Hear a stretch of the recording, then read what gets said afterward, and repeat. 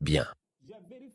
J'ai vérifié dans les livres d'histoire et j'ai trouvé que la confession était publique dans l'Église primitive jusqu'à ce que vienne l'Église catholique en l'an 325.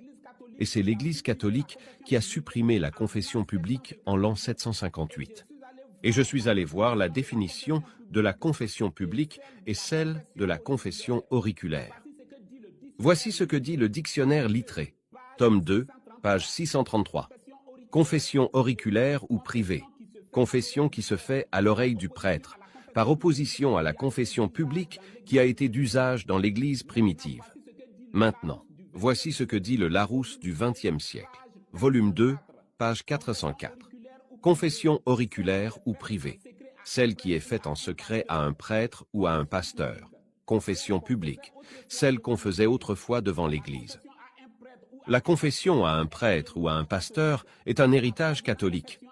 Et la soi-disant confession à Dieu dans le secret, c'est un pur mensonge pour tenter de soulager votre conscience. La confession a toujours été publique dans l'Église primitive.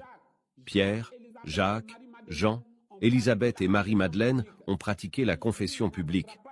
Et l'Église n'atteindra pas la foi des apôtres, la perfection et l'enlèvement sans passer par la confession publique.